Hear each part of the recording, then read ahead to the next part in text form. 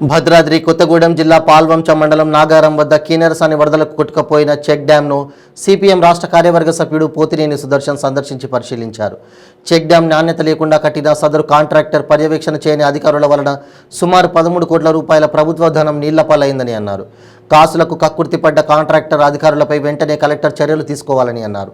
ఈ కేసును సిబిఐ ద్వారా దర్యాప్తు చేయించి వారిపై కేసులు పెట్టాలని డిమాండ్ చేశారు. ఈ కార్యక్రమంలో సిపిఎం పట్టణ కార్యదర్శి దొడ్డ రవికుమార్, మండల పార్టీ కార్యకర్తలు తదితరులు పాల్గొన్నారు.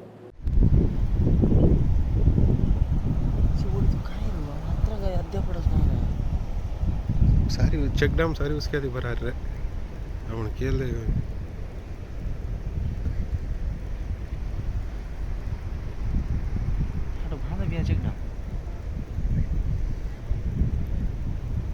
चेक डैम वाला जीता करी माना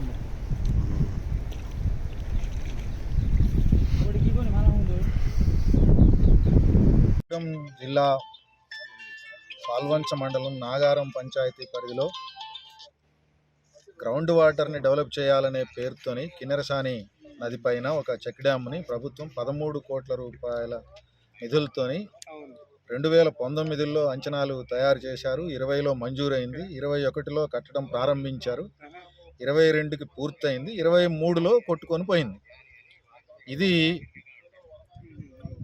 ఈరోజు రాష్ట్రంలో జరుగుతున్నటువంటి కొంతమంది అధికార యంత్రాంగంతో ప్రభుత్వంలో ఉన్నటువంటి కొంతమంది ముఖ్యమైనటువంటి వ్యక్తులతోనే ఉన్న సన్నిహిత సంబంధాల ఫలితంగా జరిగినటువంటి అవినీతి వ్యవహారాలన్నిటిల్లో ఇది ఒక చక్కటి తర్కాణంగా నిలబడేటటువంటి విషయం, ప్రజలందరికీ కొట్టొచ్చినట్టుగా కనపడతా ఉన్నటువంటి విషయం. ఈ నిధుల దుర్వినియోగానికి బాధ్యులైనటువంటి అధికార యంత్రాంగం పైన, దీన్ని నిర్మించినటువంటి కాంట్రాక్టర్ పైన, దీనిపైన పర్యవేక్షణ లేనటువంటి ప్రజాప్రతినిధులపైన తగిన చర్యలు తీసుకోవాలి అని చెప్పేసి సిపిఎం రాష్ట్ర కమిటీ వైపు నుంచి, జిల్లా కమిటీ వైపు నుంచి మేము డిమాండ్ చేస్తూ ఉన్నాం.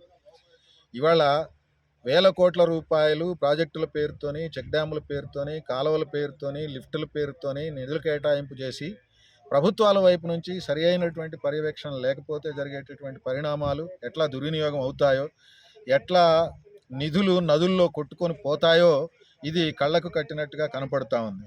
అందువల్ల ఈ నిర్మాణానికి బాధ్యులైనటువంటి వాళ్ళపైన తీసుకునేటటువంటి చర్య ఒక హెచ్చరికలాగా ఉండాలి అని చెప్పేసి అనేది మేము అభిప్రాయపడతా ఉన్నాం.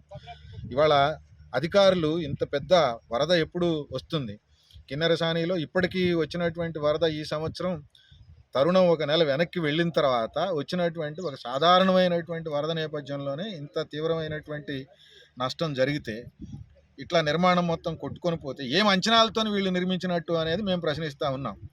అట్లాగే ఆ నిర్మాణానికి ఏ రకమైనటువంటి జాగ్రత్తలు ఈ ప్రభుత్వము, అధికార యంత్రాంగము దీనిపైన చర్యలు తీసుకుంది అని చెప్పేసి అనేది మేము ప్రశ్నిస్తూ ఉన్నాం. దీనికి ఖచ్చితంగా జవాబు చెప్పాల్సినటువంటి బాధ్యత ఈ ప్రభుత్వం మీద, అధికార యంత్రాంగం మీద ఉంది. ఇట్లా ఈ నిధుల దుర్వినియోగం, దీని పట్ల వ్యవహరిస్తున్నటువంటి తీరు పట్ల ఎప్పటికైనా ప్రభుత్వం తగిన పద్ధతుల్లో స్పందించకపోతే సిపిఎం వైపు నుంచి మేము ఖచ్చితంగా ఉద్యమానికి శ్రీకారం చుడతాం.